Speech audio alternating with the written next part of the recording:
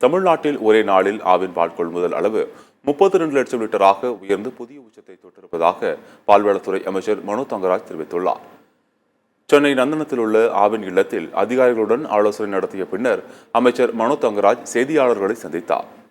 அப்போது பேசிய அவர், ஆவின் பால் விற்பனை கடந்த ஆண்டை விட 23% அதிகரித்திருக்கிறது என்று கூறினார்.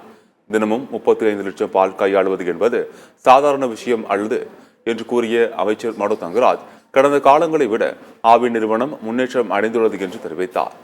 இந்த ஆண்டு இறுதியில் ஒரே நாளில் 40 லட்சம் லிட்டராக பால் கொள்முதலை அதிகரிக்க வாய்ப்பு இருப்பதாக அமைச்சர் கூறினார்.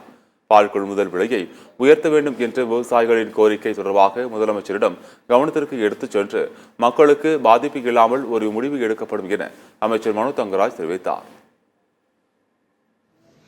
நம்முடைய மாண்பு முதல்வருடைய வழிகாட்டுதலில் ஆவின் நிறுவனத்தின் மூலமாக பால்வளத்துறையின் மூலமாக எடுக்கப்பட்டிருக்கின்ற பல்வேறு நடவடிக்கைகளின் காரணத்தினால் இன்றைக்கு பால் உற்பத்தி மிக கணிசமாக உயர்ந்திருக்கிறது.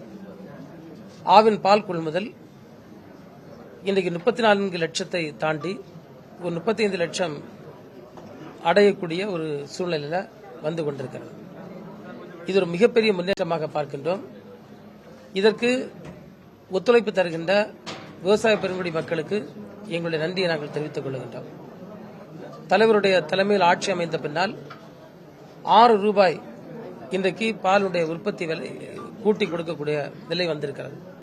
அது மட்டுமல்ல, விவசாய பெருங்குடி மக்களுடைய நீண்ட நாள் கோரிக்கையான ஸ்பாட் அக்னாலஜ்மெண்ட், அவருடைய தரத்திற்கேற்ற விலை என்கின்ற ஒரு திட்டத்தை நம்ம நிறைவேற்றிய காரணத்தினாலும் இன்றைக்கு வெளி மார்க்கெட்டில் விற்கக்கூடிய தனியார் பால் கொள்முதல் செய்வதை விட விவசாயிகளுக்கு 1 ரூபாய் 1.5 ரூபாய் வரை அதிக விலை கொடுத்து நம்முடைய கூட்டுறவு சங்கங்கள் கொள்முதல் செய்யக்கூடிய நிலை உருவாகி இருக்கிறது. இது உள்ளபடியே ஒரு பாராட்டத்தக்க ஒன்றாக அமைந்திருக்கிறது.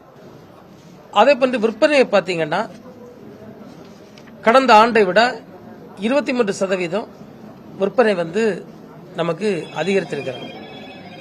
இதுவும் ஒரு நல்ல அம்சமாக நாம் பார்க்கின்றோம். இந்த ஆண்டு அது இன்னும் மேலும் உயரும். காரணம் பார்த்தீங்கன்னா கடந்த 2 மாதங்களாக நாங்கள் பால் உற்பத்தியாளர்கள் கூட்டுறவு சங்கங்கள் மூலமாக அவர்களுக்கு ஒரு நிலைத்த வருவாய் வர வேண்டும் என்பதற்காக அவர்களையும் மொத்த விற்பனையாளர்களாக கணக்கில் கொண்டு அவர்கள் மூலமாக ஆவின் உபபொருட்கள் விற்பனை செய்ததில் 1,12 லட்சம் ரூபாய் அளவுக்கு 2 மாதத்தில் விற்பனை நடந்திருக்கிறது. அந்த விற்பனையை மேலும் அதிகரிப்பதற்கான வாய்ப்பு இருக்கிறது. இது அந்த கூட்டுறவு சங்கங்களுக்கு ஒரு வருவாய் கொடுப்பதை போன்று ஆவின் நிறுவனத்தினுடைய மார்க்கெட்டிங்கும் ஒரு பெரிய உதவியாக இருக்கும். எனவே ஆவின் ஒரு நிலைத்த வளர்ச்சிக்கு நேராக சென்று கொண்டிருக்கிறது. இந்த ஆண்டு விவசாயிகளை, அதாவது ஃபார்மர் சென்டர்ட் அப்ரோச் சொல்லுவோம், விவசாயிகளை மையப்படுத்திய ஒரு வளர்ச்சிக்கு நேராக ஆவின் பணிகளை எடுத்து செல்வதற்கு இந்த ஆண்டு நாங்கள் திட்டமிட்டிருக்கின்றோம். சட்டப்பேரவை கூட்டத்தொடர் முடிந்தவுடன் அதற்கான பணிகளை தீவிரமாக நம்ம ஆரம்பித்து பணியாற்றி இருக்கின்றோம். இப்போ என்ன, நம்ம ஓரளவுக்கு ஒரு 6 ரூபாய் நம்ம ஏற்றி இருக்கோம் 2 தடவையா.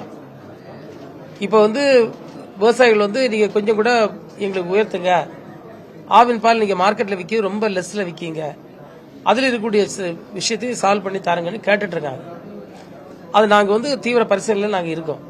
ஆனால் அது மாண்பு முதல்வருடைய கவனத்திற்கு எடுத்து செல்லப்பட்டு அது என்ன பண்ணலாம், கன்சியூமருக்கும் பிரச்சனை இல்லாம விவசாயிக்கும் பிரச்சனை இல்லாம ஒரு முடிவுக்கு கொண்டு வரணும். அதை நம்ம பார்த்துட்டு இருக்கோம்.